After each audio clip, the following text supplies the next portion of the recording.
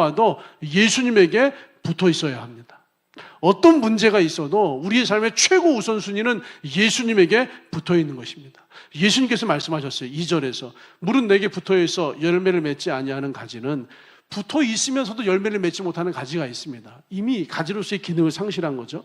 그런데 무릇 붙어 있어 후반부에 무릇 열매를 맺는 가지는 더 많이 더 열매를 맺게 하려 그것을 깨끗하게 손질 가꾸신다라고 말씀하고 있어요. 5절에서는요.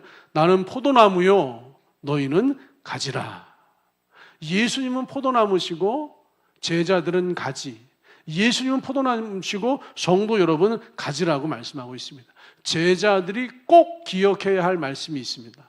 여러분이 꼭 기억해야 될 말씀이 있어요. 이 목사 같은 사람이 꼭 기억해야 될 말씀이 있어요. 예수님이 포도나무고 우리는 가지라는 말씀이에요. 어떤 일이 일어나든 어떤 상황을 만나든 어떤 문제 속에 들어가든 우리가 가지라고 하는 사실을 잊으시면 안 됩니다. 포도나무가 아니에요. 예수님이 포도나무이고 우리는 가지입니다. 가지는 혼자 심으로 아무것도 할 수 없습니다. 혼자서 힘을 얻을 수가 없어요. 혼자서 평안을 만들 수가 없어요. 혼자서 에너지를 낼 수가 없어요. 가지는 혼자서 열매를 맺게 할 수가 없습니다. 나무에서 에너지를 공급해 주어야지 가지가 에너지를 받습니다. 나무에서 영양분을 공급해 주어야지 가지에서 열매가 맺힙니다. 가지는 스스로 아무것도 할 수 없다는 거예요. 예수님 말씀하시는 거예요. 너희는 가지라.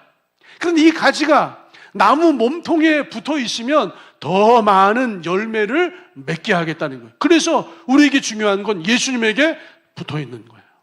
2025년 우리에게 중요한 건 예수님에게 붙어 있는 거예요. 요한복음 15장의 첫 번째 말씀이 뭐죠, 여러분? 나는 참 포도나무예요. 요한복음 15장 1절 첫 번째 말씀이에요. 나는 참 포도나무요. 여러분, 우리는 이게 아무렇지도 않게 들리는데 그 시절 예수님께서 15장 1절에서 나는 참 포도나무다. 이 말이 그 시절 유대인들에게는 충격적인 얘기였어요.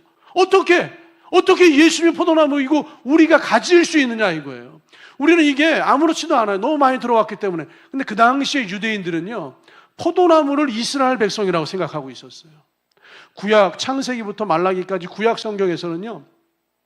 포도나무를 하나님의 사람 이스라엘 백성이라고 표현하고 있습니다. 특별히 꾸짖는 장면에서 책망하시는 장면에서 하나님은 이스라엘 백성들이 열매를 맺지 못하고 있을 때 열매 맺지 못하는 포도나무라고 말씀하셨어요. 하나님이 부름받은 사람들이 열매 맺지 못하는 삶을 살고 있을 때 그들을 주님은 포도나무라고 말씀하셨어요. 그래서 구약 안에서는 포도나무를 이스라엘 백성들, 하나님을 믿고 따르는 사람들을